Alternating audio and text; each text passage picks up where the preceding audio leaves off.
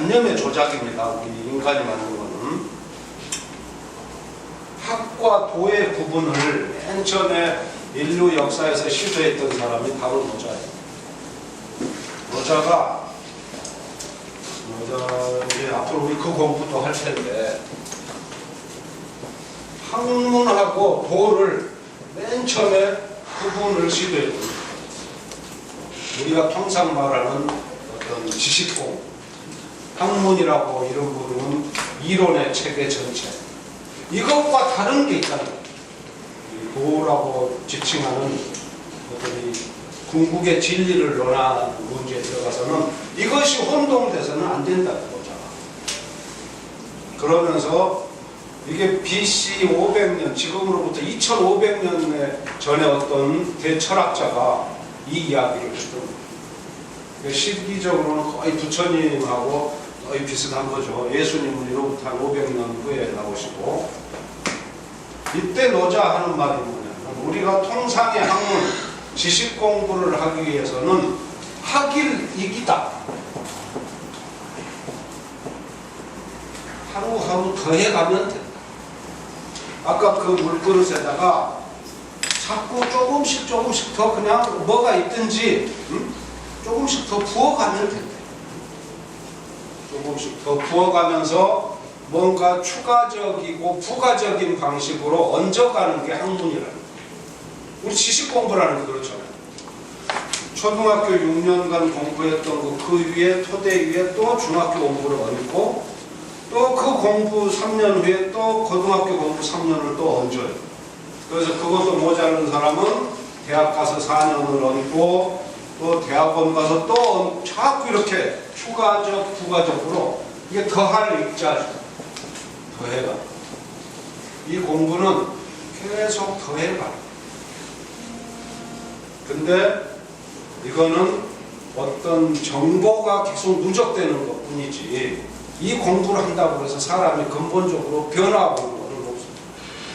지금 우리나라를 떠들썩하게 하는 뭐 우병우니 뭐니 하는 그 지금 일당의 인사들, 그 사람들이 가방끈이 최고 긴 사람들이에요. 우리나라에서 가장 많이 배운 자들이 가장 큰 도둑질을 합니다. 이 쌓아가는 공부를 하는 거는 우리가 첫 시간부터 지금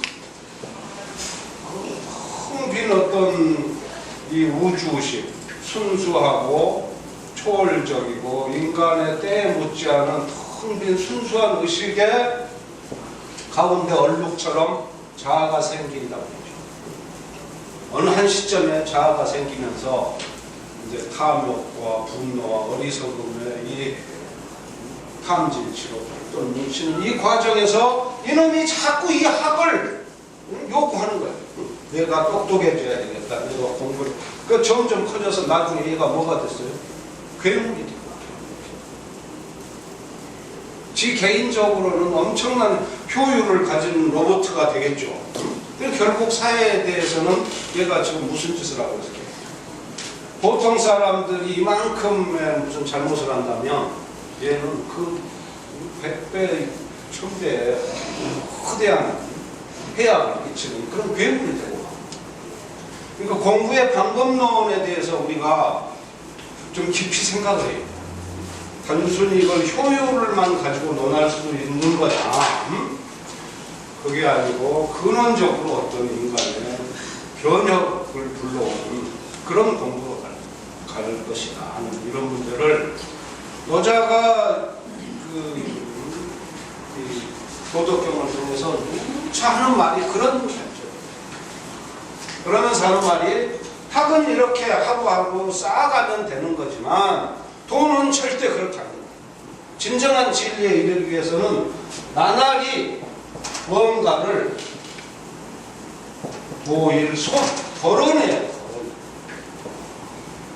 아까 우리 그 컵 이야기했죠. 먼저 덜어내는 작업이 있어야 먼저 이 자아를 얘를 깨부시고 이걸 넘어서려고 하는 그런 진정한 내적인 공부가 있어야, 그래야 도에 접근. 도일손, 한 번 그냥 비운다, 나를 덜어낸다. 그렇게 말만 단순히 한두 번 해서 되는 게 아니고 그 비워내는 작업을 이게 지금 노자 본인의 말이에요. 손지우손 또 덜어내고 또 덜어내는 손지우 덜어내는 작업을 지속적으로 하는 겁니다. 도라는 것은 나날이 덜어내는 것이고 학문은 나날이 더해가는 것인데 하면서 이 덜어내는 작업을 덜어내고 또 덜어내는 지속적으로 그래서 이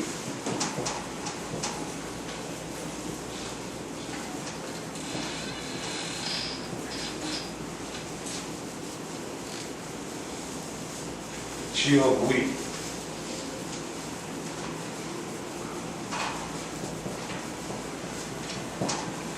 계속 이제 덜어내다 보면 이제 점점 투명해지지 않겠어요? 자가 콜타르처럼 막 시커멓게 얼룩이 져 있던 애가 점점 어떤 자기 자신을 순수하게 하고 투명하게 하다 보면 점점 이제 맑아지지 않겠어요? 그래서 자기를 내세우면서 막 유의와 자기를 행하려고 하는 그 마음이 점점 사라지면서 어떤 근원적인 우리 첫 시간에 이야기했던 우리 내면에 있는 순수의식 쪽으로 점점 다가가지 않겠어요? 그게 무의입니다. 도교 사상의 가장 중요한 것 중 하나가 무의입니다. 무의에 이르는 그러니까 이 공부는 항상 자기가 들어가요. 머리를 굴리는 거지. 학문이라는 거는 인간의 뇌가 만든 겁니다. 우리 지금 모든 학문의 시스템은 선택과 배제의 이 과정을 거치면서 개념 정립을 해가지고 하나의 학으로서 이론 수립을 한 거예요. 인간의 뇌가 만든 거예요. 그러니까 이거는 항상 오류가 있을 수 있어요. 그래서 어떤 학문이 한 번씩 뒤집어지잖아요. 큰 변화가 오면 기존의 이론이 다 떨어져 나가고 새로운 이론이 다시 올라가요. 이게 학문이죠. 그렇지만 도는 인간 이전의 우주의 참모습을 봐요. 그러니까 여기서 내가 어떤 선입견을 가지고 들어가면 이걸 볼 수가 없어요. 그래서 자꾸 덜어내. 어떤 기존의 지식, 이론, 흔히 말하는 관념의 틀, 우리가 어떤 사물을 볼 때 항상 관념의 틀을 가지고 봅니다. 우리는 내가 어떤 관념의 틀을 가지고 봐야지 이렇게 본다는 뜻이 아니고 우리는 이미 온몸에 내 스스로의 관념의 틀이 장착돼가지고 언제나 무의식적으로 그렇게 보는 거죠. 그걸 나만 모르고 있는 거죠. 그런 거를 스스로 조금씩 더 높아지면서 자기 한계를 본다는 거죠. 아, 내가 어떤 무엇에 빠져 있었구나. 내가 어떤 무엇에 함몰되어 있었구나. 이거를 자기가 순간순간 알면서 이걸 깨는 거야. 이걸. 자꾸 뭘 더해갔던 이 작업을 반대로 돌려서 이제 덜어내기 시작. 그렇게 하면은 텅빈 무의에 이른다. 그러니까 우리 이 여자 도덕경 공부의 마지막 종착점은요, 무의예요. 이 무의가 가지고 있는 이 말의 뜻은 책으로 글자 2개 이거 책으로 쓰려면요 정말 수십 번 써도 모자라요. 그러니까 어떤 그 유명한 선수들이 챔피언을 하고 무슨 금메달을 딴 선수들이 하는 이야기를 잘 들어보면요 어느 순간 자기가 결승점에 가가지고 막 하려고 하는 그 마음을 내려놨더니 뭐가 싹 되더라 이런 말들 하죠. 골프 대회 결승전에 가가지고 누가 이겨요? 그 멘탈이 강한 놈이 거기서 막 내가 기어이 저기 집어넣겠다고 덜덜덜 떨면서 긴장하면 공이 그 잘 치던 놈이 공이 엄한데 여기서 자기 자신을 탁 비우는 이 힘, 이 무의 여기에 도달한 자는 평상심을 유지하죠. 이게 무의예요. 특별히 막 거기서 마음을 용심을 내서 막 잘하려고 한다든가 하는 이런 마음의 동요가 없는 상태. 그러니까 공부도 그런 것 같아요. 공부도 막 어떤 적극적인 용심을 해가지고 일단 하면은 어느 정도 효과는 물론 볼 수 있죠. 내일 시험이면 오늘 저녁에 벼락 공부는 해야 돼. 그쵸? 벼락 공부를 안 할 수는 없는데 그거는 시험 끝나고 그 다음날 지나면 싹 머리가 백지장처럼 사라지죠. 도움이 안 돼요. 시험 그 자체에서 통과하는 데는 도움이 되지만 내 피와 살이다. 내 피와 살이 되는 공부는 뭐냐? 굳이 불식간에 탁 두고 내가 꼭 알려고 하는 거 아닌데 어느 순간 뭔가 뒤통수를 탁 때리는 이게 진짜 지식을 애우는 거야. 탁 뭔가가 깨우쳐주고 그래서 방향만 설정하면 그러면 뭐 지식 공부야 요즘 뭐 스마트폰 하나를 놓고도 얼마든지 공부를 할 수 있고 인터넷에 들어가도 뭐 엄청난 양의 공부를 조립하고 조합하는 거는요 자기 자신이 얼마든지 할 수 있어요. 지식을 이 체계화하는 방식. 문제는 어떤 통찰이고 방향입니다. 어떻게 하나의 사물에 대한 깨침을 얻느냐. 그러기 위해서는 나의 한계를 벗어나야죠. 나를 덜어내야 돼.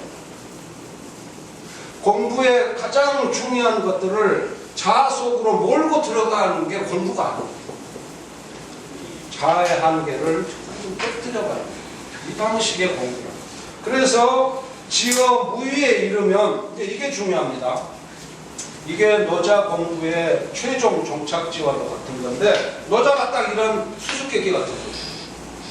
지어 무의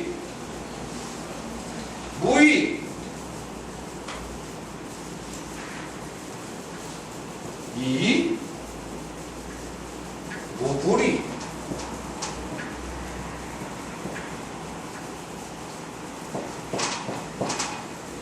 무의이면 무불이다. 무의, doing nothing 아무것도 하지 않는 겁니다. doing nothing, doing everything 아무것도 하지 않는데 모든 것을 할 수 있다. 이게 노자의 수수께끼. 무의 무불이.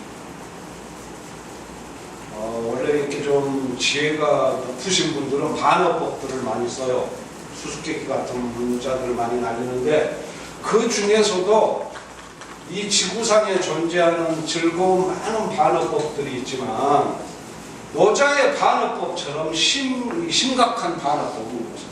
이거는 완전히 180도 다른 두 개의 말을 앞뒤를 딱 붙여놓은 그렇죠? 이거는 아무것도 안 한다는 거예요. 이거는 뭐죠? 모든 것을 다 할 수 있다. 이 말의 뜻이 뭐가 되죠? doing nothing인데 doing everything이에요? 영어로 만약에 누가 이렇게 책을 써놨다면 당장에 미쳤다 이 사람. 응? 문법도 모르겠다. 그게 매도됐어요. 근데 이제 이게 한문의 매력이기도 하지만 이런 문자 조합을 딱 던져놓고 가는 거예요. 이걸 니들 풀어봐라. 무의 무불이. 응? 이 배우의 노자 선생은 다 숨은 거예요. 이게 뭐겠어요? 이 무의, 이게 허죠. 우리 공부. 이게 허.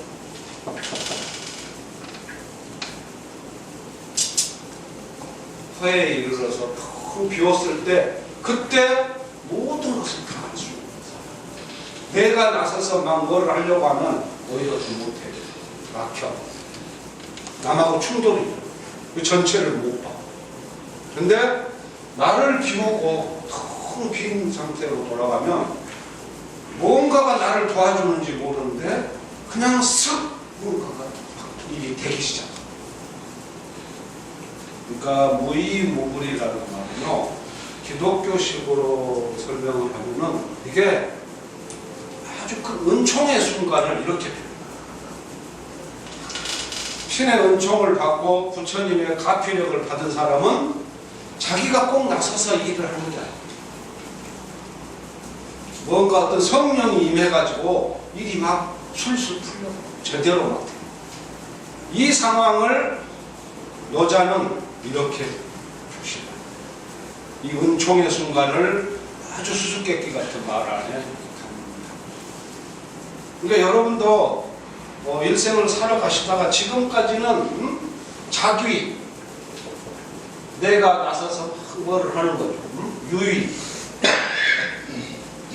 어떤 의도와 내 생각을, 목표를 가지고 밀어붙이는 방식, 뭐 이렇게 우리가 안 살 수는 없어요. 어느 일년 이렇게 살아왔다 하더라도 이 방식은 굉장히 피곤한 방식, 신의 은총으로부터 멀어지는 방식이고 몸에 병 오는 방식. 세상과 자꾸 싸우다 보면 나중에 큰 부자 됐는데 몸에 그냥 암덩어리 오는, 성공하고 나서 쓰러지는 사람 많잖아요. 우리나라 여자의 지금 접근 방식은 이것과는 완전히 다릅니다. 자기 자신을 지속적으로 비워가는 이 공부, 자기 자신을 자기가 비워가는지 안 비워가는지는 그거는 자기는 몰라. 남들이 알아. 남이 내 겁니다.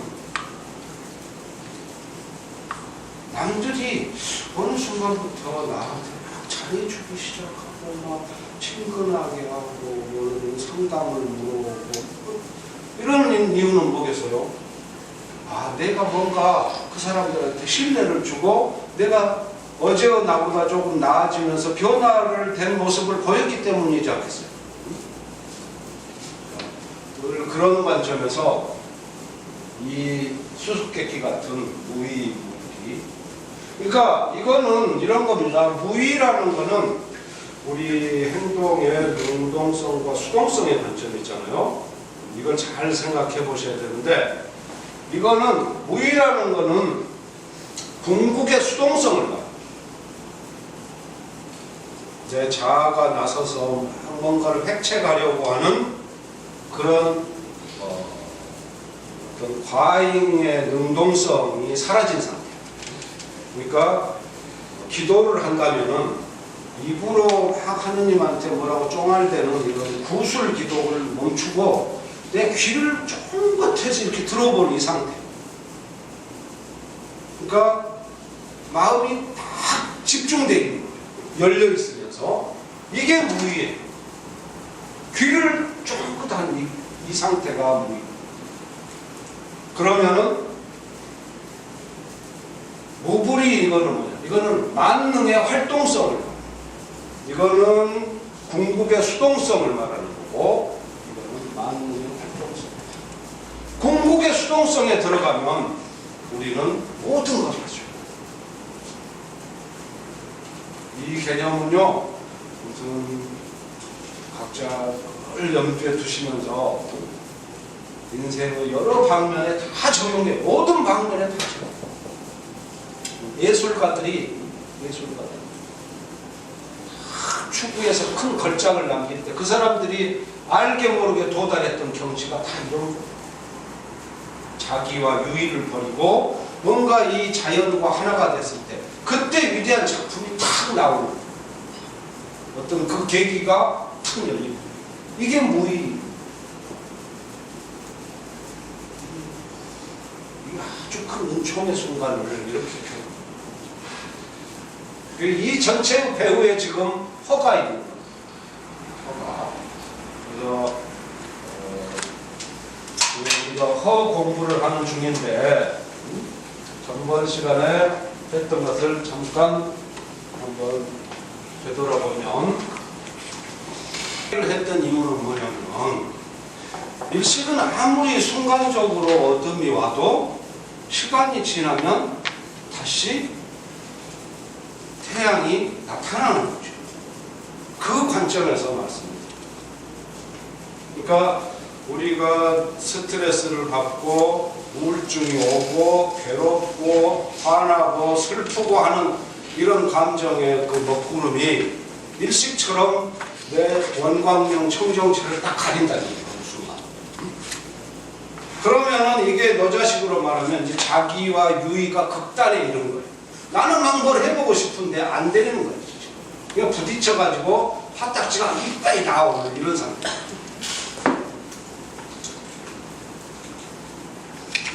이 어두워진 이 일식 상태, 이거를 참고 견디면 결국은 다 지나간다는 거죠.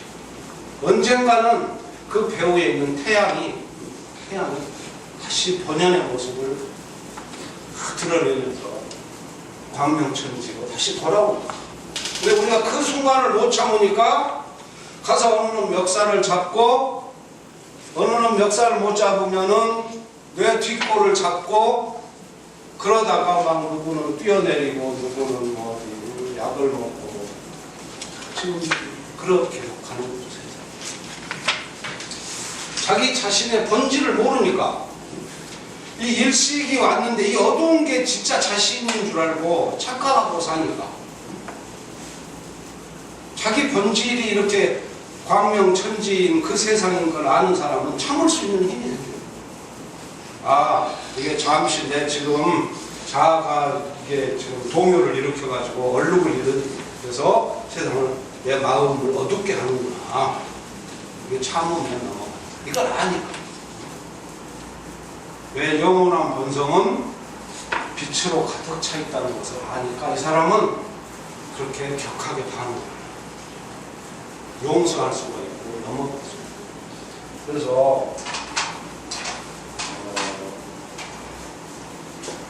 우리가 일식으로 표현했던 이 첫 단계, 이게 완전히 자아가 우주의식을 가려버린 이 상태입니다. 자기 본성을 잊어버린 거죠.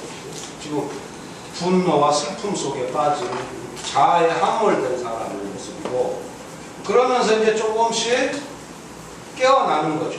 조금씩 깨어나면서 이제 자기 자아를 보기 시작하고,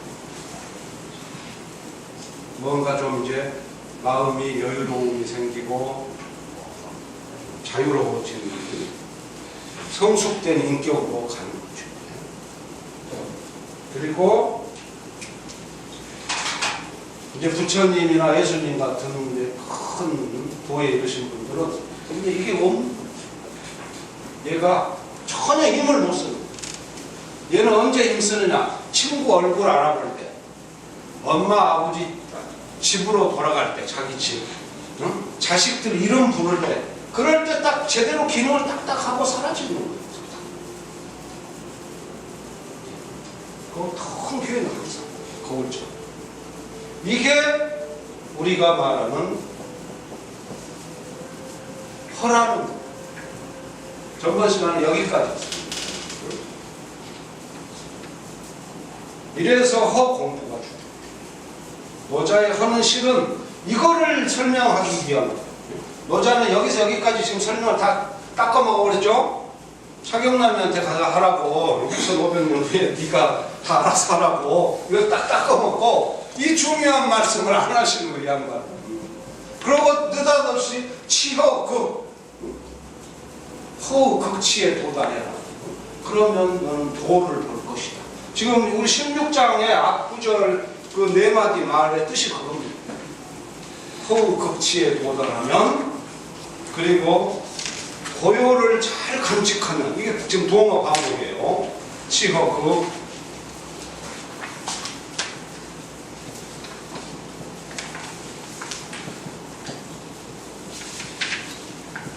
치, 이를 치자. 치. 치허극. 허극치에 이르러라. 그 다음에 지킬 숫자예요. 수정도.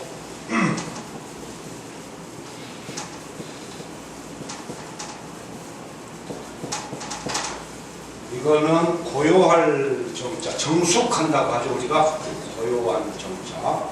이거는 돈독하다고 할 때 쓰는 적자예요. 그래서 그 고요를 돈독하게 흐트리지 말고 한번 허를 봤으면 그 고요를 잘 유지하라. 돈독하게 흔들리는 것이. 그러면 만물 배움자. 만물. 이 세상이 시끄럽게 온 만물이 막 네 주변을 싸고 돌더라도 어느 놈이 나한테 욕을 하고 차를 빵빵거리고 시험을 잘 봤느니 못 봤느니 아들놈이 가서 시험에 붙었느니 떨어졌느니 남편은 승진을 했느니 말았느니 이 모든 만물이 내 주변을 막 싸고 돌잖아요. 이 와중에서도 정신을 잃지 않고 나는 오리 드디어 볼 수가 있어. 여유가 생기니까 관복 이게 중요한 이 복 돌아가는 거죠. 어딘가 근원으로 돌아감을 볼 수 있는 어디로 돌아가죠? 도로 돌아가. 도의 흐름을 볼 수가 있는데 거기서 휘말려 들지 않고 정신을 바짝 차리니까 도로 돌아가는 복. 이 지금 이야기입니다.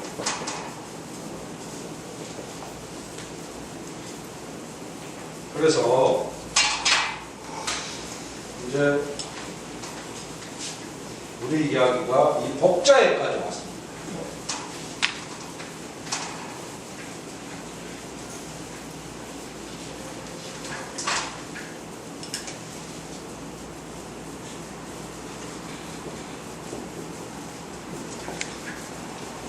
이게 복이라고도 있지만은 잘 돌아가면 근원에 도달하는 사람이 새로 태어나겠죠?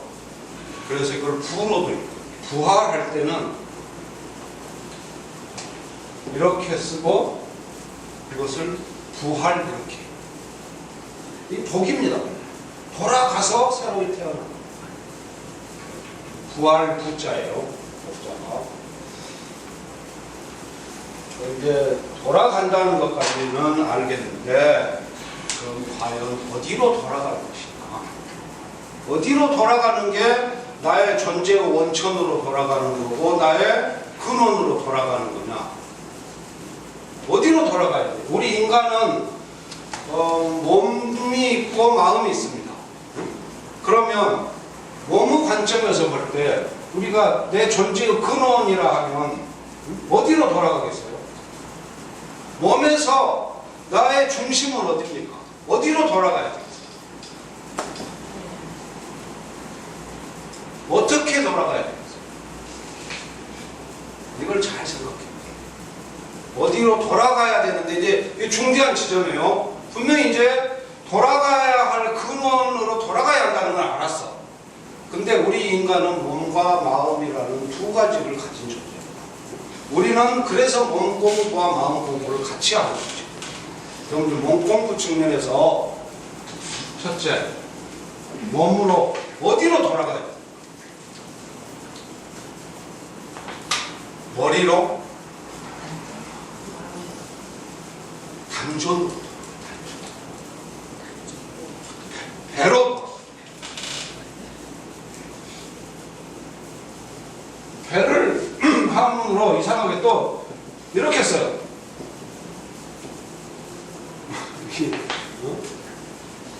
두 글자가 비슷하죠. 이게 돌아갈 복이고 배 복자인데 배로 돌아. 배가 우리 존재의 중심이란 말을 혹시 한 번이라도 들어보셨어요? 그렇죠.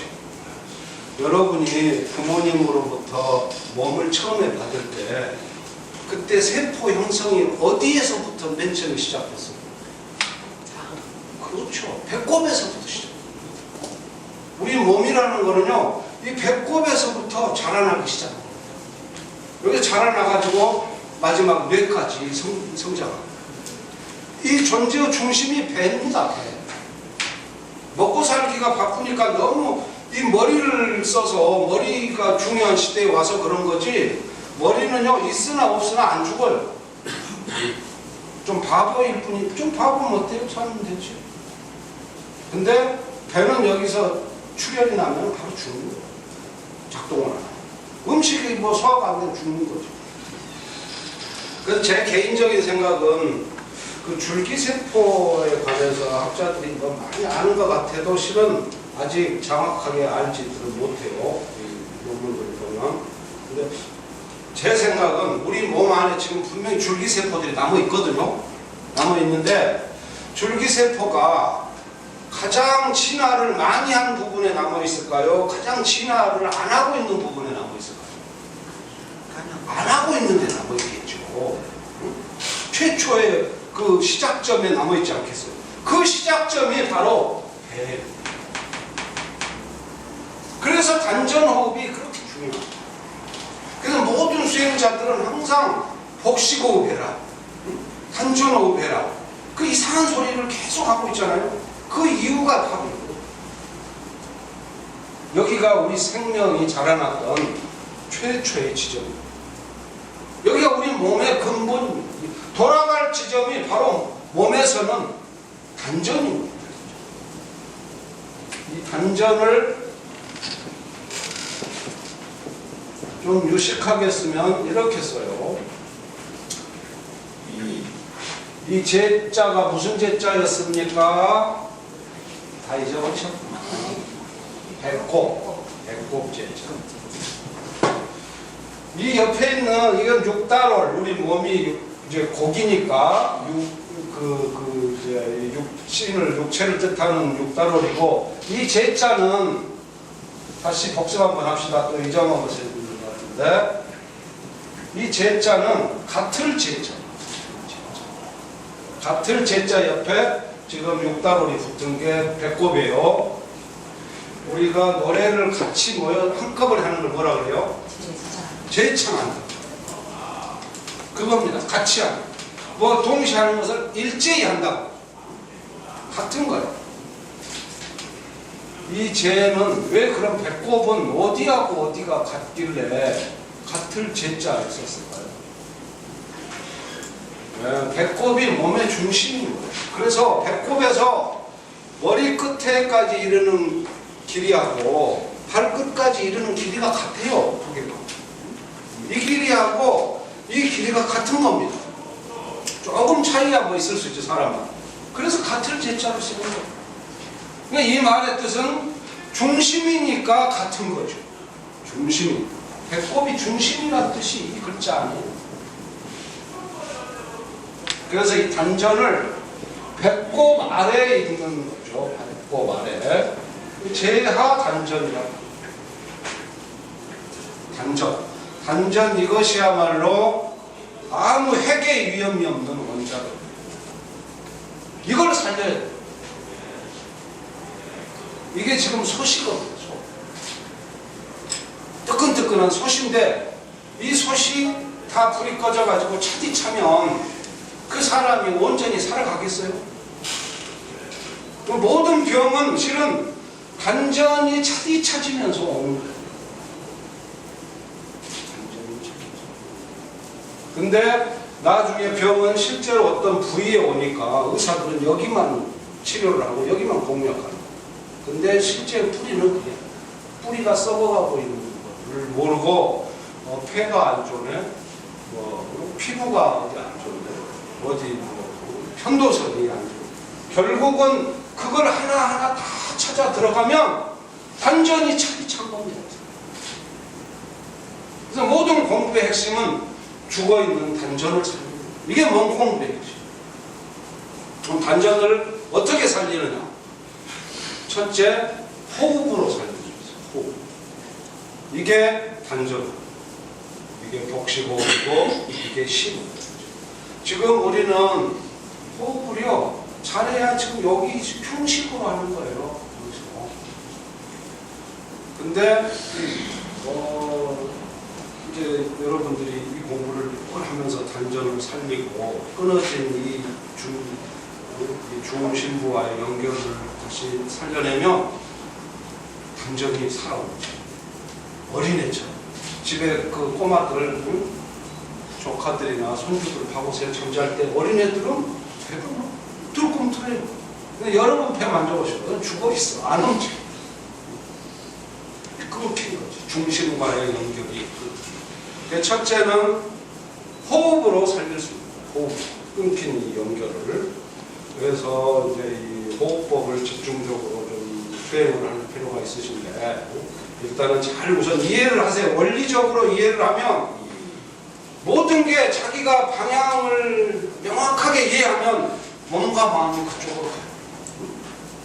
여러분이 누구 멱살을 잡고 싸우고 막 화를 내고 슬퍼하면 호흡이 어디가 있어요? 누구랑 싸울 때 호흡이 어디가 있어요? 여기 딱 걸리고 씩씩대잖아 막. 호흡을 그냥 막 1초에 수십 번을 막 하자. 씩씩대면서.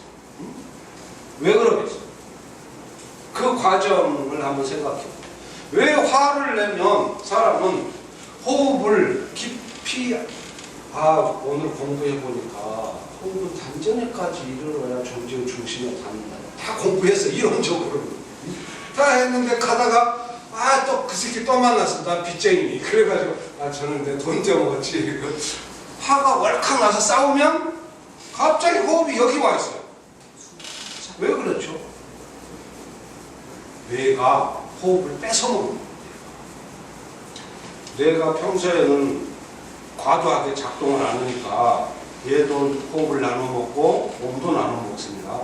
뇌와 배의 싸움이에요. 몸 공부는. 근데 적수를 만나면 내가 살아남아야 되고 저자를 공격해야 되니까 머리가 복잡해지기 시작하죠. 이때 뇌가 공기를 뺏어먹습니다. 그래서 내려가려고 하는 거를 뇌의 산소 흡입량이 순간 증폭합니다. 그러니까 못 내려가고 여기서 깔딱거려. 그래서 우리가 목숨이라고 하죠. 목숨. 목에 깔딱거리고 붙어있는 거. 이 구조를 깨야 돼. 이 구조를 깨서 숨이 점점 내려가게 하려면 뇌의 작동을 잘 생각해 보세요. 뇌를 과도하게 작동시킨 이 구조에서는 결코 몸은 건강할 수 없다는 결론이 바로 나옵니다. 뇌를 쉬어야 돼요. 마음을 쉬어야 무슨 공포스러운 상황이 지나보세요. 이제 숨 좀 쉴 것 같다 이러잖아요. 왜 그랬어요?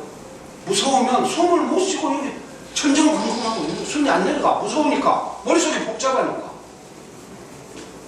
근데 이 무서운 상황, 분노의 상황이 지나고 나면 이제 공포가 면했으니까 숨이 깊어지죠. 살려고 본능적으로. 이게 첫째가 호흡이고, 그래서 늘 호흡을 신경을 쓰라는 거예요. 호흡으로서 여기 도달할 수 있으면 공부는 완전히 익은 겁니다. 근데 이게 어려워요. 정말 내 몸을 사랑하고 열의를 가지고 꾸준히 해야 돼요. 좋은 것일수록 이게 돈으로 못 사. 이상해. 안 돼요. 벤츠, BMW 이런 건 다 돈으로 살 수 있는데 심호흡은 절대 돈으로 못 사. 안 돼요. 남한테 뽀대내고 멋지게 댕기고 이런 거 다 돈으로 되는데 진짜 나한테 좋은 거는 돈이 해결이 안 되죠. 내 스스로 내 몸과 마음을 사랑합니다. 그 다음에 이제 호흡이 어려우니까 두 번째, 밖에서 도와주는 방법이 있어요. 그게 뭐냐? 그게 때려주는 거예요. 제가 타통 이야기를 몇 차례 했습니다. 타통. 이 단전 주변을, 계속 타격을 때려줘요. 단전 주변을 두 손으로도, 한 손으로도, 운전하다가 잠시 빨간불이 돼서 정차할 때, 그때가 바로 귀에 딱 때려주시고, 그 한 10초, 그 한 20초. 그러면서 하루 계속 지속적으로 자기 몸을 돌보고 내려주시고. 그러면, 어떤 현상이 뭐냐면 꾸준히 하시다 보면 알게 돼요. 이걸 때리면요 바로 탄력을 받아가지고 단전이 움직여요. 아랫배가 단전 부위가 여기 뚝 끊겨가지고 숨을 여기서만 하던 사람이 계속 때려주면 내가 안에서 자극을 받아 살아나는 거죠.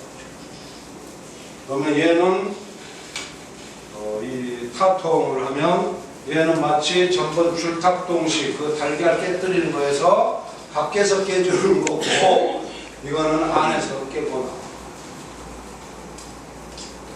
나와. 안과 밖을 같이 하면서 이렇게 하는 게 아까 우리 지금 노자 16장 첫 구절입니다. 이게 오이 관복. 나는 어디 근원으로 그 돌아가는 것을 볼 수 있다는 그 돌아감. 이 돌아감을 제가 보니까 둘로 해석해야 되겠다. 그럴 필요가 있다. 그래서 제가 몸과 마음을 이야기하는 거고 일부 지금 몸에 관해서는 이렇게 정리를 할 수 있습니다. 한 5분 쉬었다가 이제 마음으로 돌아가는 법을 다시. 마음의 근원은 그럼 뭐예요? 어디로 돌아가야 되는 그 지점. 그 상태가 어떤 상태?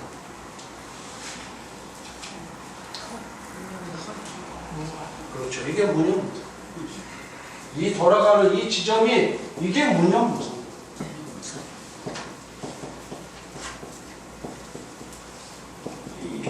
그러니까 우리가 한 유기체로서 몸을 받아서 엄마 몸에서 태어날 때 우리는요, 우리 안에는 의식에 아무 얼룩이 없었어요. 차경남인지 홍길동인지 김말숙인지 하는 그런 얼룩이 하나도 없이 순수한 의식이고 우주의식 그 자체였지. 그때는 무념무상. 어린 아이들 누워가지고 그 말똥하는 눈막 돌릴 때 아직 자아가 형성되기 전에 그때 이 아이는요 아무 생각이 없는 거예요. 다만 생각이 없다고 해서 의식도 없느냐? 절대 그거 아니에요. 아이는 너무너무 신기한 거예요. 이 세상에 막 모든 물건들이. 그걸 보느라고 눈이 맑던 의식이 총총하죠. 근데 무슨 생각을 하는구나. 생각은 나중에 이 아이가 5살, 6살 때 자아라고 하는 어떤 구심점, 개념을 짜 맞출 수 있는 편집자, 얘가 생겼을 때 하는 거예요. 그 전에는 계속 사무 이렇게 아주 그 살아있는 의식으로 배우는 거죠. 이 상태는 실은 깨끗한 무념무상. 일로 돌아. 그러면 일로 돌아갈 어린 아이는 이렇게 자연스럽게 되는데 우리는 이미 지나버렸잖아요. 그럼 어떻게 돌아가? 말은 좋은데 어떻게 돌아갑니까? 이 무념무상으로. 눈만 뜨면 모든 사념과 잡념이 지금 꽉 차 있는데 어떻게 돌아가? 의식을 수렴시켜야 돼. 의식을 수렴. 의식의 수렴.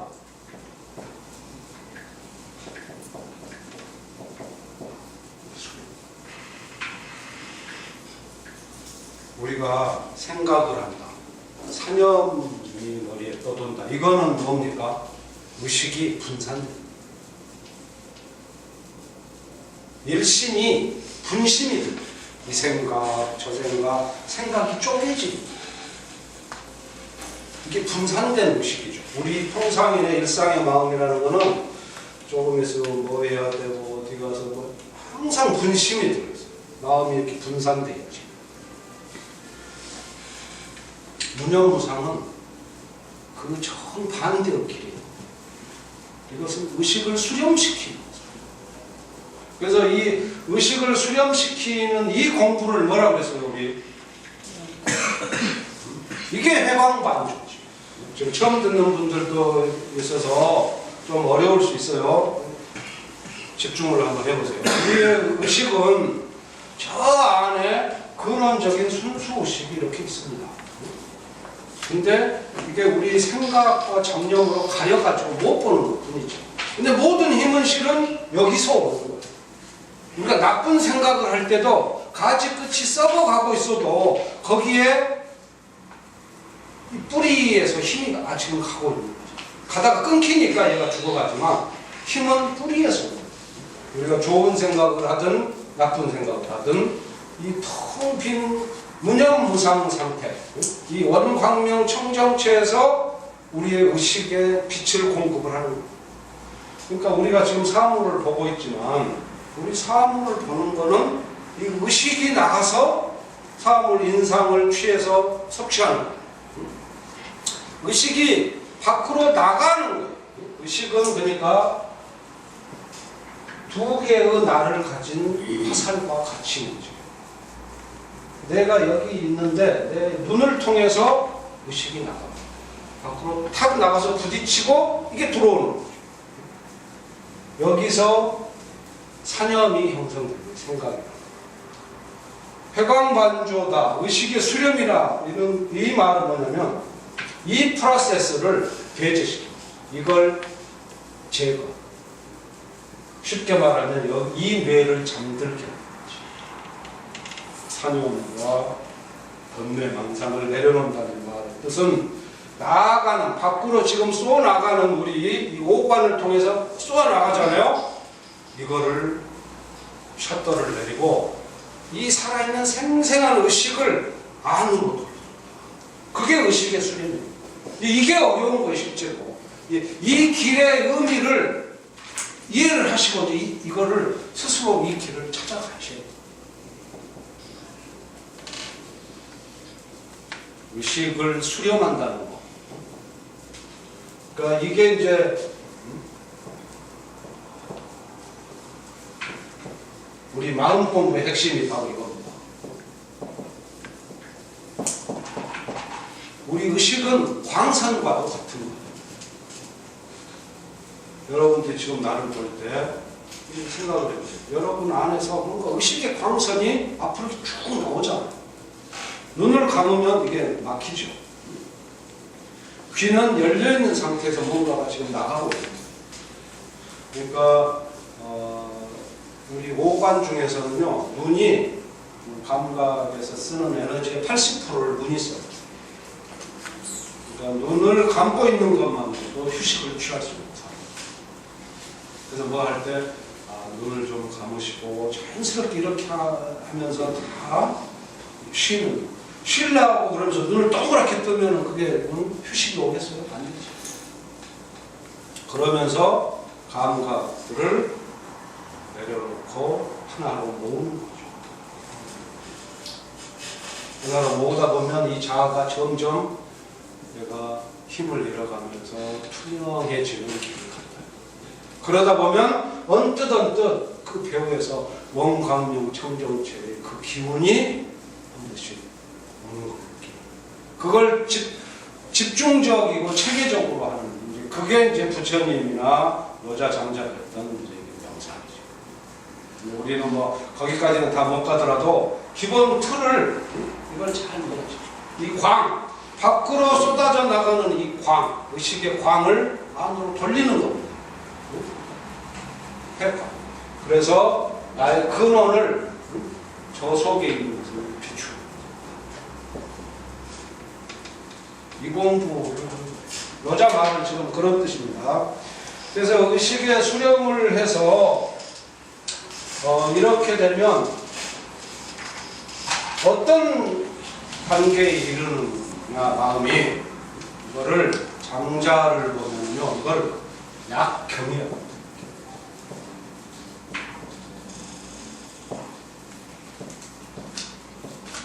지인지 용심량, 참다운 사람은 어떤 그 높은 경지에 든 사람은 용심, 마음을 쓰는 방식이 약, 이거는 마치 뭐와 같다 그런 뜻이잖아요. 만약 하는 거. 이게 뭐죠? 거울과 같다. 참 사람은 그 마음씀이 거울과 같다. 텅 비는 거죠. 이게 지금 바로 여자가 말하는 이 허우입니다. 비는 거울처럼 텅 비는. 장자가 이거를 설명을 하면서요, 뭐라 그러냐면, 이 텅 비어 있어. 거울이라는 거는 어떤 사물이 오면 비추고 지나가면은 비는 거죠. 이게 거울입니다. 그래서 이 상태를 응이 부장이라고.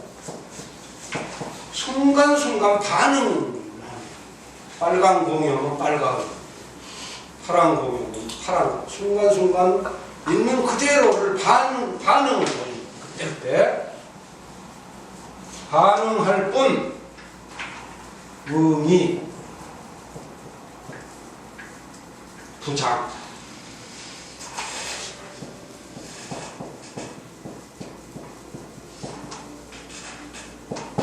응이 부장. 저장하지를 않는 저장. 이게 거울입니다. 우리 마음하고 좀 다르죠? 우리 마음은 어때요? 우리는 계속 뭔가를 붙들고 저장하지. 이걸 불가에서는 이걸 집착이라고 합니다. 집착. 고집멸도에서 그 집, 보통의 근원이 집에서 오는 집착. 장자는 그걸 이렇게 시적으로 표현합니다. 빨간 공이 오면 빨간 공을 비추고, 그대로 반응하는 거죠. 그러니까 이게 리스폰스를 말해요. 리스폰스. 있는 그대로 이렇게 반응하죠. 그리고 빨간 공이 가고 나면 텅 비워야 돼. 근데 우리는 빨간 공이 너무 이뻤어. 나한테 이게 너무 인상적이었어. 그걸 갖고 싶어. 빨간 공이 갔는데도 하루 종일 그 빨간 공을 쥐고 있어. 그러니까 나중에 파란 공이 왔는데 이걸 못 보지. 그러니까 가다가 확 들이거든. 이 장은 뭐냐면 이렇게 자꾸 뭐를 집착하고 간직하려고 하다 보면은 리스판스가 깨지고 리액트가 돼. 리액트. 저 새끼가 빵빵거렸어? 쫓아가야지. 이 사람은 저 새끼 빵빵거렸구나. 얘가 좀 스트레스를 받았나? 그냥 쓱 가는 사람이야. 근데 얘는 이 새끼 봐라. 자꾸 간직하는 거, 참 나쁜 기억을. 우리 전부 3초 룰 이야기했죠. 3초 룰에 걸려들면 이제 인생이 자꾸 이렇게 가는 거예요. 버릴 걸 빨리빨리 버리고, 그리고 다시 텅 빈 마음, 다시 맑은 거울처럼 다시 딱 돌아오고 이래야 되는데, 어디는 뭐 빵빵거린 저 새끼는 쫓아가서 기어이 내가 야구방망이 들고 하다가 9시 뉴스에 얼굴 떡하니 나와가지고 인생 정치는 거죠. 응이 부장사. 프로이드의 무의식의 핵심이 바로 장입니다. 장. 프로이드의 무의식이 뭐예요? 억압심리 아니에요. 억압심리. 내가 밖으로 못 나가게 이거를 다 잊어버려야 되는 거예요. 못 잊어먹고 붙들고 앉아있는 거지. 프로이드 심리학하고 180도 반대 방향에 있는 게 이 장자의 초월 심리예요. 노자 장자는 프로이드식의 이야기를 전혀 안 해요. 이 사람들은 꿈 자체를 완전 무시하고, 우리 동양의 현인들은요 절대 꿈을 중요시해요. 꿈은 누가 많이 꿉니까? 그렇죠. 그건 낮에 생각이 많은 사람이 밤에 꿈이 많은 거예요. 꿈이 별로 특별한 거 아닙니다. 근데 뭐 프로이트는 꿈을 굉장히 특별하게 해가지고 그걸 연구를 많이 했는데, 우리 동양의 현인들이 볼 때는 그건 전혀 불필요한 거예요.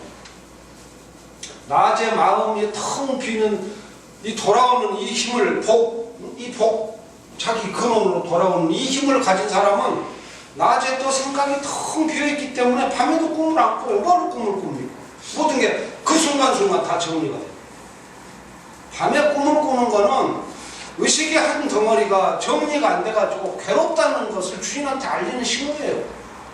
그 꿈을 꾸는 거지. 알아달라. 그래서 꿈을 전혀 중시 안 합니다.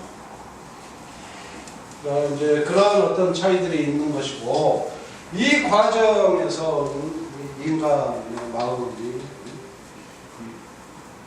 여기에 보여요. 가장 중요한 건 안 보여, 이상하게. 뭐 사랑, 아름다움, 중요한 것들은 안 보여. 우리 인간의 마음이 이 모든 것을 다 지금 마음이 이루어내고 끌고 가고 행하는데 마음이 안 보여. 근데 그 행하는 일은 완전 180도 다른 행동으로 가죠. 그러니까 우리 마음은요, 우리가 쓰러지는 것도 마음이에요. 그렇지만 일어나는 것도 마음이에요. 경전에 보면 그런 말이 있어요. 땅에 걸려 넘어진 자 땅에 의지하여 일어난다. 그래야 돼요. 우리가 무슨 일에 낭패를 보고 크게 슬퍼하고 낙담을 할 때 우리가 쓰러지는 곳이 바로 우리 마음속입니다. 그렇지만 다시 일어나는 것도 또 마음속. 모든 것이 마음이죠. 그러니까 보통 사람은 심즉 이 고우 상태를 머물러요. 칠정이 동요하면서 심즉 고, 이게 불교에서 고해를 이야기하고 사고 팔고를 이야기하는 이거잖아요. 근데 자기 근원으로 돌아가서 그 순수의식을 본 사람은 그럼 도 한 자락을 푸는 거지. 이게 도죠.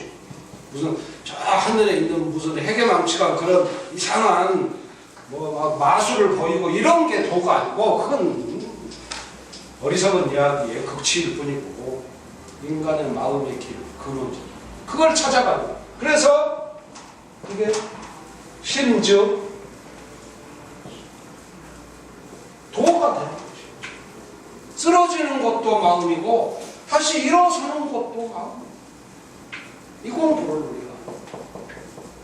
그러니까 제가 제 개인적인 이야기를 조금 말씀을 드리면 이제 그냥 편하게 들어주시면 될 것 같아요. 어려서는 제가 불교 공부를 좀 했어요.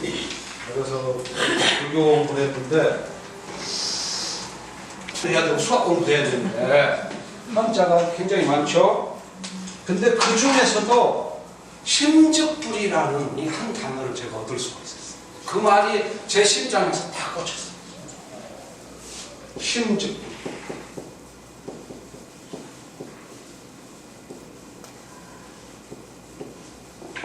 마음이 곧 부처라. 부처라는 것은 초인이고 신인이라는 거죠.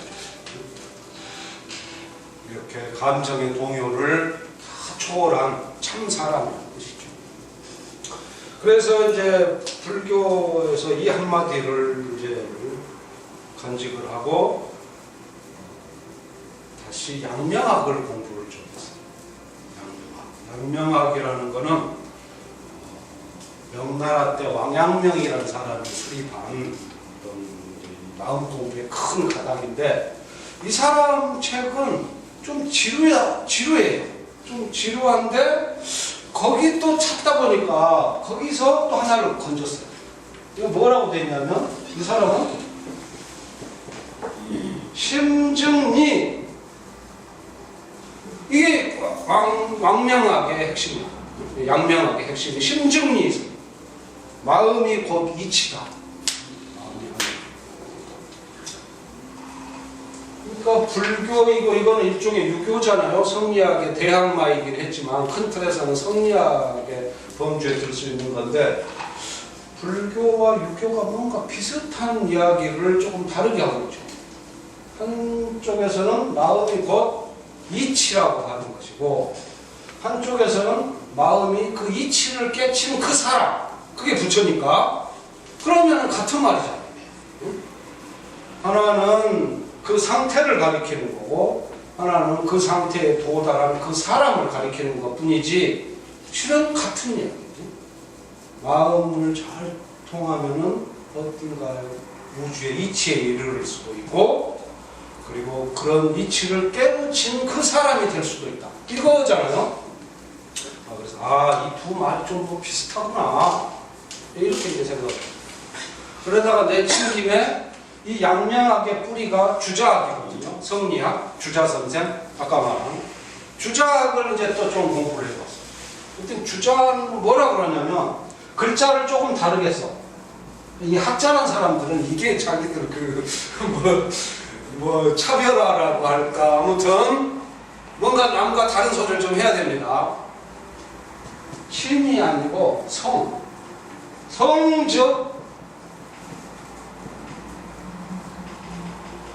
리 이렇게 돼요.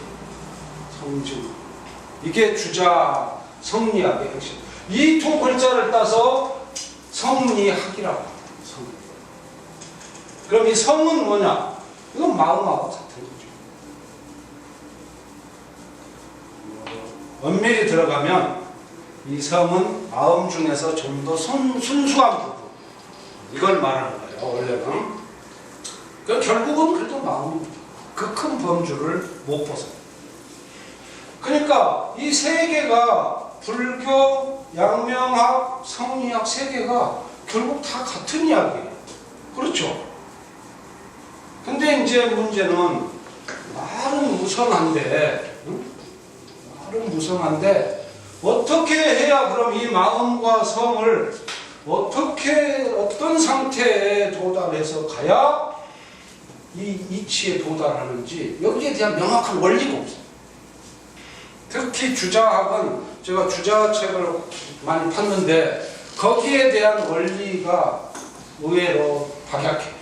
제가 그래서 상당히 실망을 했었는데, 그래서 뭔가 이제 중요한 거를 알긴 알았는 것 같은데 거기에 대해 이르는 원리에 대한 명확한 제시가 없는 거예요. 이래서 제가 어려서 이제 방황이 시작이 됩니다. 어린 나이에 방황을 하다가 이제 또 이것만 하면 안 되잖아요.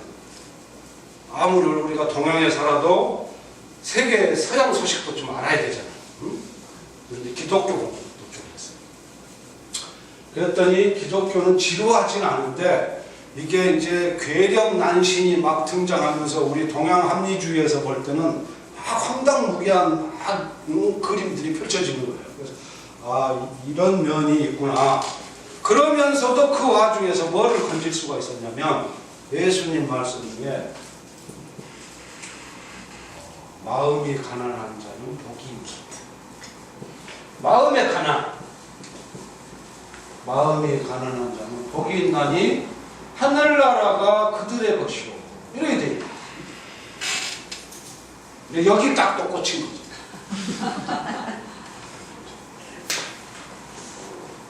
근데 저는 원래 좀 철학적인 경향이 있어서 그런지 이 하늘나라는 이게 솔직히 철학적인 개념은 아니거든요.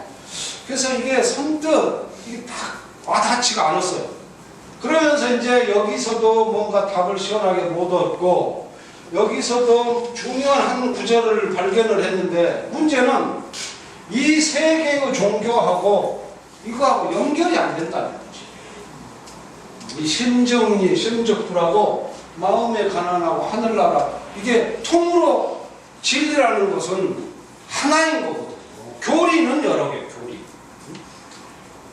교리는 진리를 설명하는 방식이 다르다 보니까 여러 개일 수밖에 없죠. 그러니까 지금 이슬람인이 기독교인이 이 새끼들 막 서로 멱살 잡고 싸우는 게 이게 다 교리 때문에 그러는 거예요. 교리. 진리는요, 진리를 알면은 서로 싸우려다가도 웃으면서 악수하고 서로를 인정하고 서로 화해할 그것이 진리예요. 진리를 알면 싸울 일이 없죠. 서로 바로 통하죠. 네가 내 형제구나. 이걸 아는 건데 진리는 언젠가 없고 교리를 앞세워가지고 네가 오니 내가 오니 해서 지금 싸우고 있는 거예요. 이슬람하고 기독교. 그래서 지금 보다 보니까 세계의 중대한 이 큰 종교들이 서로 맥이 안 통하는 건 있을 수가 없죠. 응? 진리는 하나로 통하는 건데 안 통하면 거기에 문제가. 그래서 이제 이게 막 이것만 해도 해결이 안 났는데 이것까지 들어오니까 막 머리가 이제 막 뱅뱅 돌 거 아니에요? 그리고 이제 몇 년을 싸돌아다니다가 그러다가 어느 날 문득 어려서부터 있던 노자 이 16장 이게 딱 머리에 다시 불현이 또 그게 막 뒤졌죠. 그랬더니 노자 말씀이 정리를 해보면 치허극. 다시 이제 우리 돌아갑니다. 허극치에 이르러라. 치허. 그러면 그 뒤에를 압축하면 그러면 너는 도를 벌 것이다. 그 뜻이에요. 이 관독이라는 게 돌아가는 그 지점이 지금 도 세계입니다. 허극치에 도달하면 너는 도를 보게 될 것이다. 이 말은 여기를 딱 보면서 제가 무릎을 탁 쳤어요. 그러니까 결국 이 모든 풀리지 않던 여기에다가 이거를 대입을 시키니까 다 풀려요. 단지 그냥 심죽불이 아니고 이 심을 한 글자가 생략됐던 이 사람들. 허심적 불이. 자아와 관념과 이론에 꽉 찬 마음이 불이 아니고 그건 고통이라는, 그건 고뇌일 뿐이고 이것을 텅 빈 이 마음, 허심즉 불이고 허심즉 이고 허성즉